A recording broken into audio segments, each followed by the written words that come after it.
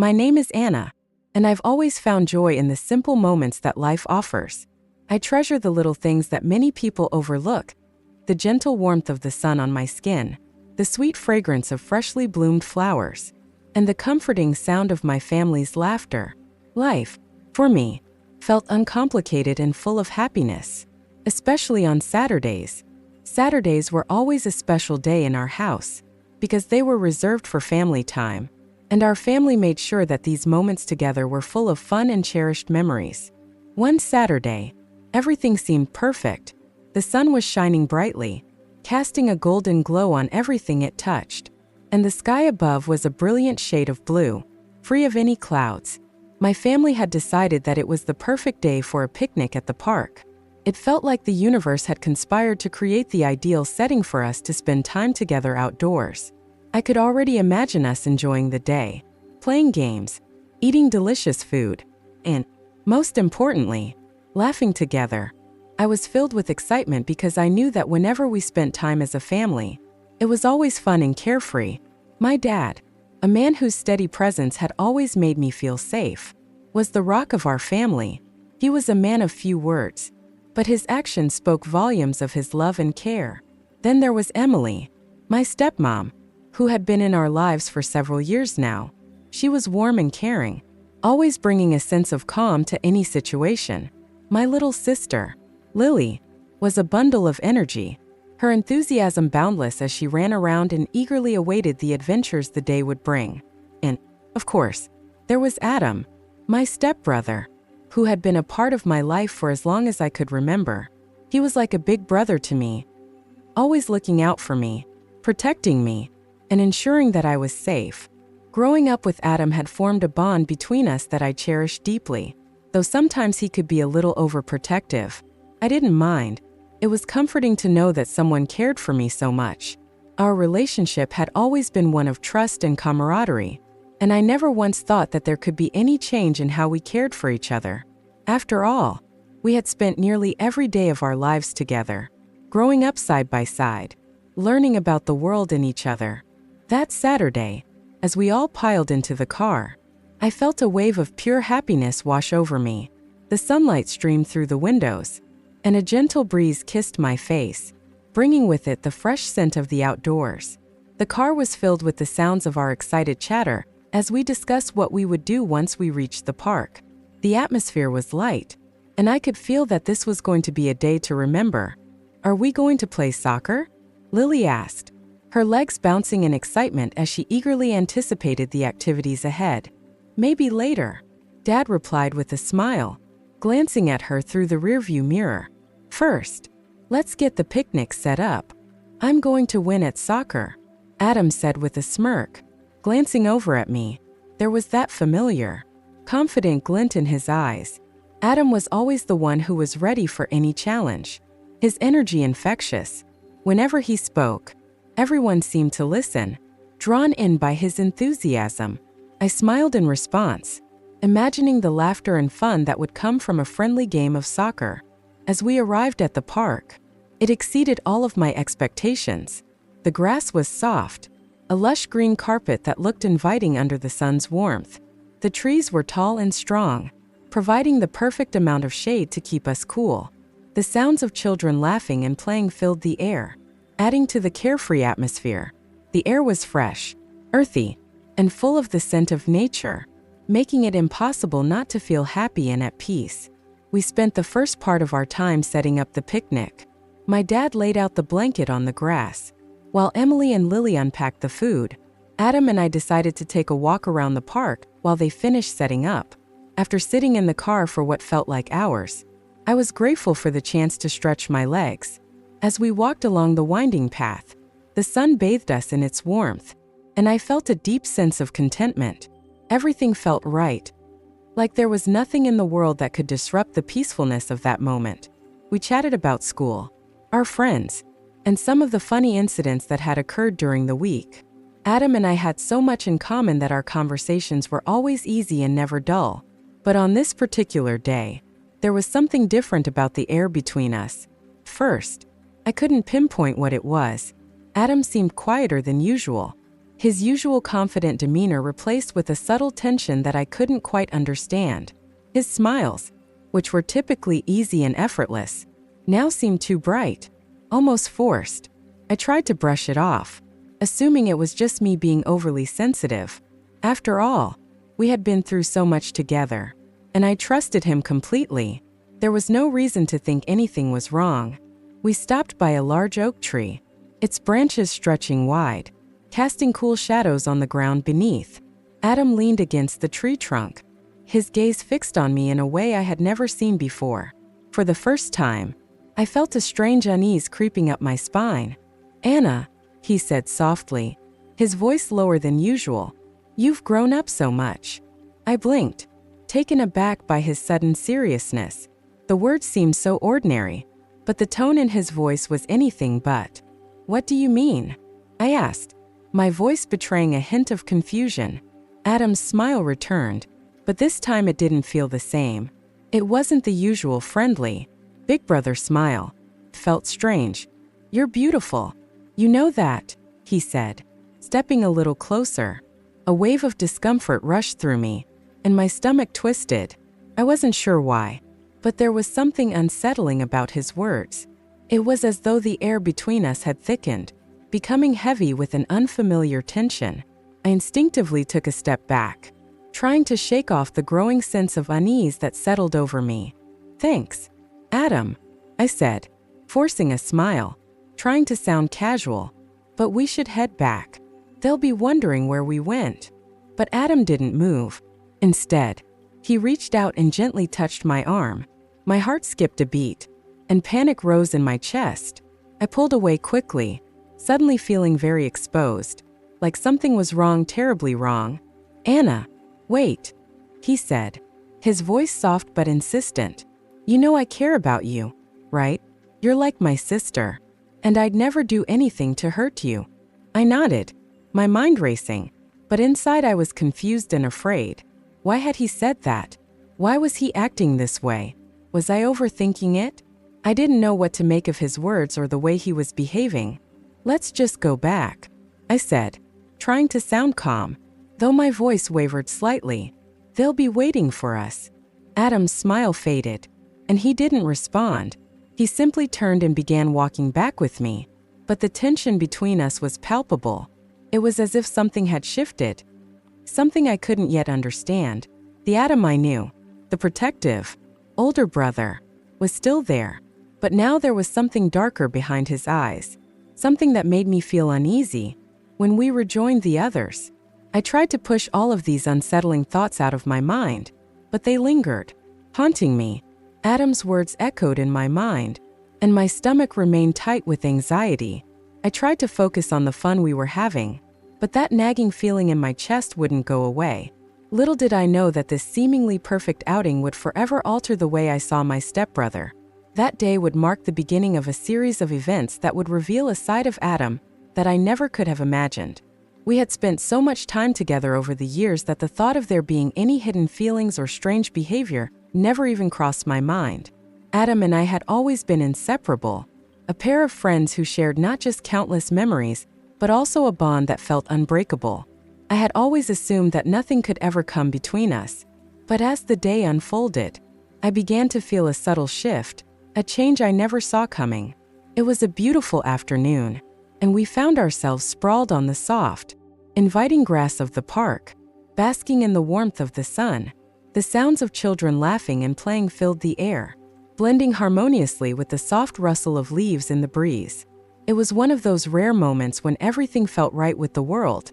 The scent of freshly bloomed flowers mingled with the earthy aroma of grass, heightening the sense of peace that surrounded us. The world seemed to slow down, and for a brief moment, it felt as though time itself had paused, allowing us to savor the simplicity of the moment. As we settled into our spots, content and comfortable, Adam suddenly suggested that we take a walk, just the two of us. He gave me that familiar grin, the one he always wore when he had something on his mind. But something about it felt different this time. It was as if he was hinting at something more, though I couldn't quite put my finger on it. "It'll be nice to catch up," he said casually, his voice light and carefree.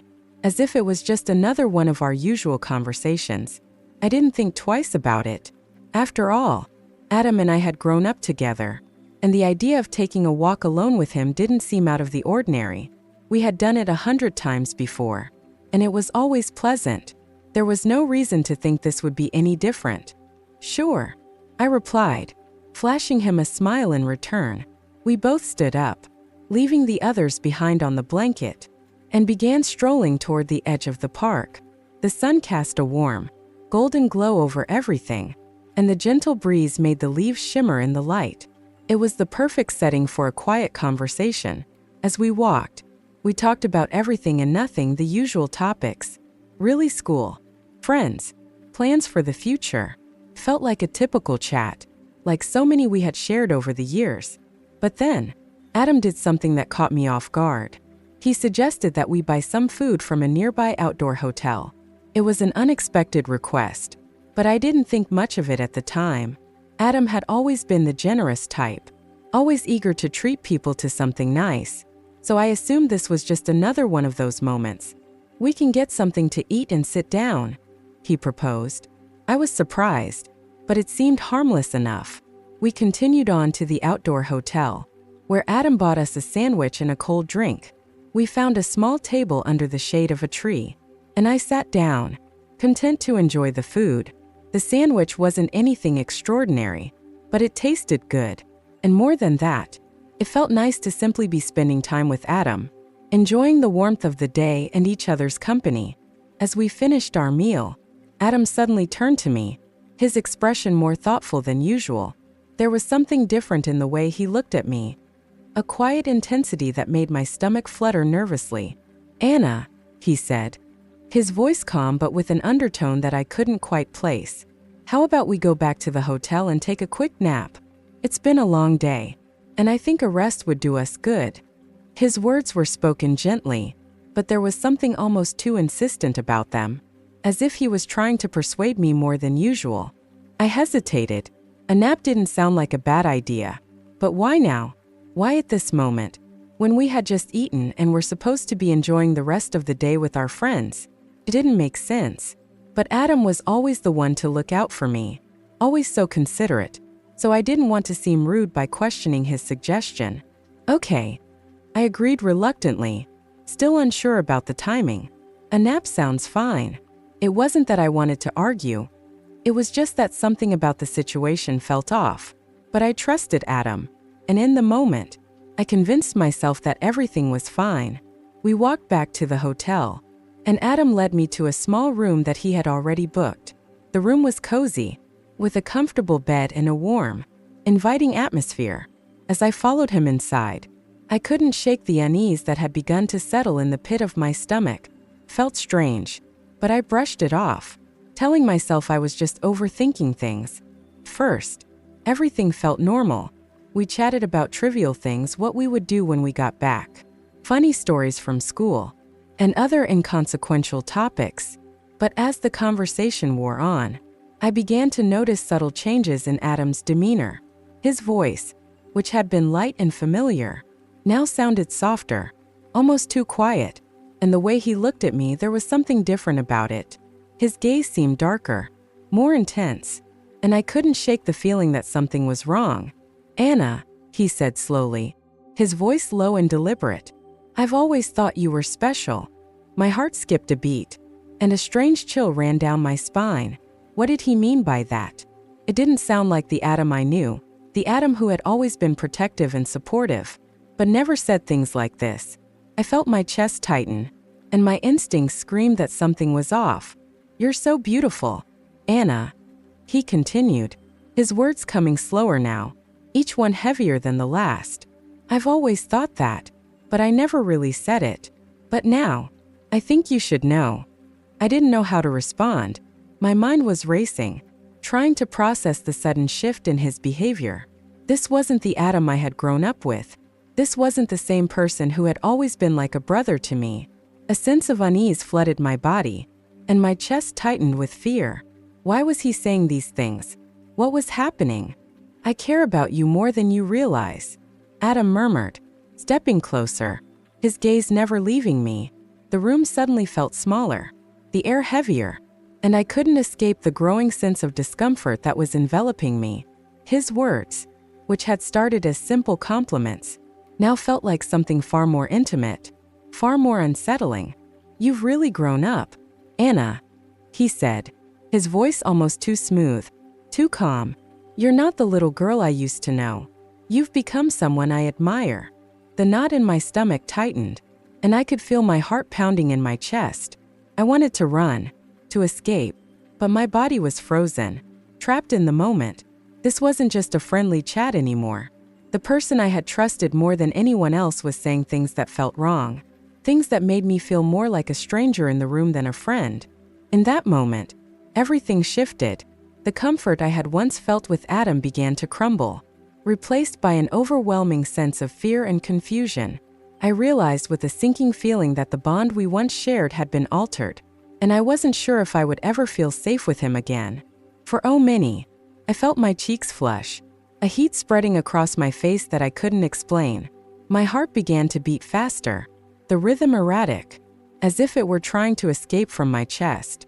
The way he looked at me, his eyes fixed with a quiet intensity, and the way he spoke, it wasn't the casual tone of a big brother talking to his little sister.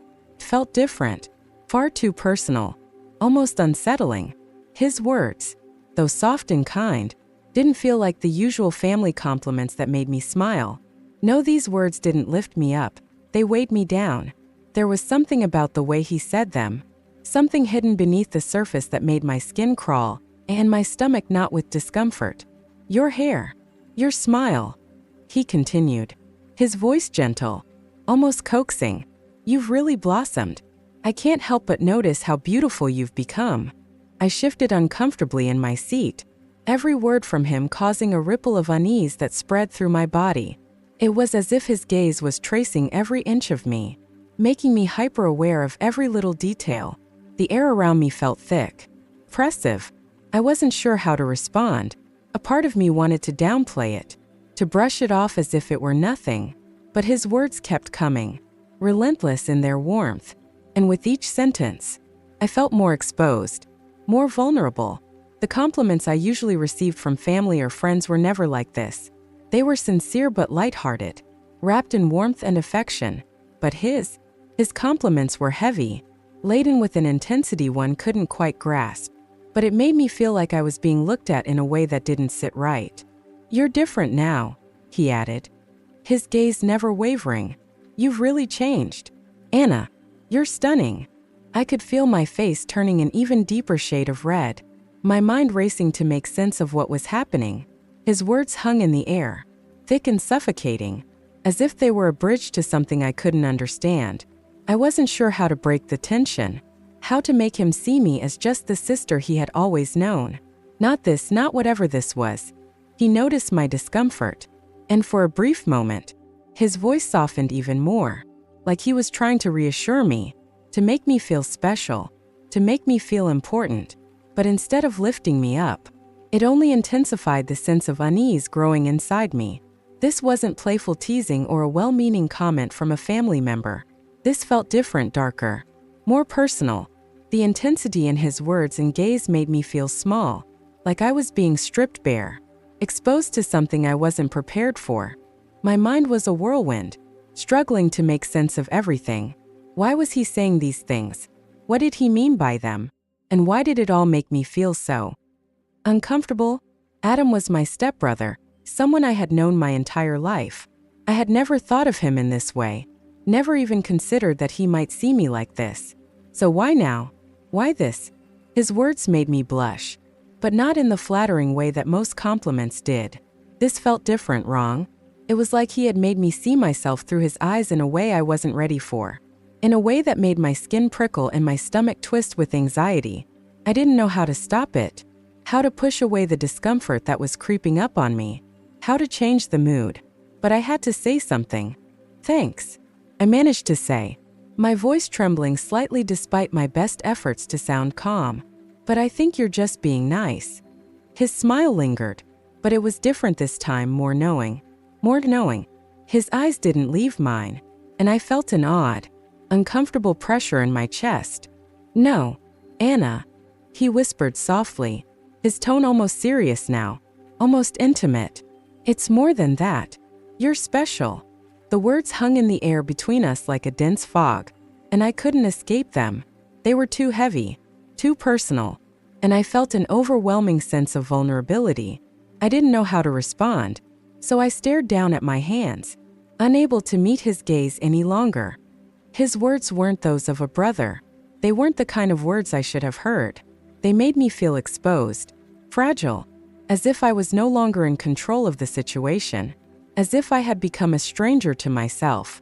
And then, without warning, Adam leaned in. His breath was warm against my skin, his presence towering over me, making it hard to breathe, let alone think. His lips brushed against mine, soft at first, tentative, before they deepened the kiss, sending a flood of unfamiliar sensations through my body. My heart thudded in my chest, a wild pulse I couldn't ignore. It was as if the world around us vanished in that moment, leaving only the two of us, suspended in a whirl of emotions, confusion, and undeniable attraction. A part of me wanted to pull away, to scream, to demand an explanation, but another part, one that was far more vulnerable, welcomed the strange warmth that was spreading through me. His kiss seemed to open something inside me, something I didn't know existed, something raw and intense, a feeling that I didn't know how to control. Slowly, he pulled away, his eyes locking with mine in silent expectation, as if he was waiting for something, waiting for me to respond, to do something, to give him some kind of sign. I couldn't think. My mind raced. My heart pounded so loudly I thought it might drown out everything else. But the words came out before I could stop them, soft and uncertain, yet filled with something I couldn't explain. "Go ahead," I whispered, my voice trembling slightly, a mixture of anticipation and an emotion I couldn't name. I saw a flicker of something in his eyes, relief. Yes, but also something deeper, something more intimate, a shared understanding that this moment was only the beginning of something far more complicated, far more powerful than either of us had anticipated. In the quiet hum of the air conditioner, the world around us faded further into the background. Everything seemed to slow down, the minutes stretching into hours. And then, in that suspended time, we became lost in each other. Every touch, every whisper, every breath we shared only deepened the connection between us. It was as if we were both discovering something new and beautiful about one another, something we couldn't quite put into words. But even in the midst of the intimacy and the closeness, a voice in the back of my mind whispered a quiet warning. I knew, deep down, that there would be consequences for this moment, a price we'd eventually have to pay. Still, in that instant, I pushed the thought away. There was only now, only us. When it was over, we lingered in the afterglow, the silence between us thick with unspoken words. It was like time had slowed down, leaving us suspended in that perfect moment of shared intimacy. But as the minutes passed, the weight of reality began to settle in, and with it came a surge of confusion and discomfort. I quickly pulled away, trying to steady my breath as I moved back toward the family. My heart raced, my thoughts swirling in a chaotic mess of confusion and doubt. I told myself to act normal, to pretend everything was fine, but nothing felt normal anymore. The world around me seemed altered, like I was seeing it through a new lens, one that was clouded with a mixture of fear, confusion, and an overwhelming sense of disconnection. As I rejoined the group, I couldn't shake the feeling that Adam's eyes were on me, watching me with a new intensity, a knowing look that made my skin crawl. His gaze was different now, filled with something I couldn't name. It wasn't the way a brother should look at his sister. It wasn't the way I had ever seen him before. The rest of the evening passed in a blur, the conversations around me muffled, distant. My mind kept returning to that moment, to his touch, to his kiss, to everything that had happened in that instant. The silence between us grew heavier with each passing second, and I couldn't shake the feeling that something had shifted, something fundamental had changed. But I wasn't sure if I was ready to face the consequences of what we had just begun. When we finally returned home after what felt like an eternity, I was beyond exhausted, both physically and emotionally. I was so drained that I couldn't even begin to process everything that had happened. My mind felt foggy, and my thoughts were scattered, as if they were pieces of a puzzle I couldn't quite assemble. It was as though my entire world had been turned upside down, leaving me disoriented and uncertain about where to begin putting things back in place. It felt like I was walking on unstable ground, unsure how to regain my footing, and I couldn't shake the unsettling sensation that things would never be quite the same. Days passed, and gradually, life seemed to return to normal, but I couldn't rid myself of the gnawing feeling of unease. The normal rhythm of things was marred by an undercurrent of discomfort, a silent tension that followed me wherever I went. Every time I saw Adam, I felt it, that subtle yet undeniable tension between us, like an invisible barrier that no one dared to acknowledge. It lingered in the air, unspoken but deeply felt, as if we were both trapped in a conversation we couldn't have. I tried to ignore it, but it was always there, like a shadow, waiting for me to acknowledge it. Then came the day when everything I had known, everything I had trusted, seemed to come crashing down around me. It started so innocuously, with something as simple and routine as missing my period. First, I shrugged it off, dismissing it as just another anomaly in my otherwise irregular cycle. My body had always been unpredictable, and I was used to the odd missed period here and there. But as the days stretched into weeks and still there was no sign of it, a creeping unease began to settle in the pit of my stomach. That nagging voice, that persistent little thought in the back of my mind, wouldn't go away. Something was wrong. By the time the second month had passed, panic had taken root deep within me. The anxiety was palpable, choking me every time I allowed myself to think about it. My heart would race, and the weight of uncertainty was suffocating. I couldn't ignore it anymore. I needed answers. And so, with trembling hands and a mind reeling from the growing fear, I made my way to the store. My steps felt heavy, each one echoing with a sense of finality. I picked up the pregnancy test, the small, seemingly insignificant box that held the potential to shatter my world. I took it home, locked myself in the bathroom, and began following the instructions mechanically, as though going through the motions would somehow make it less real.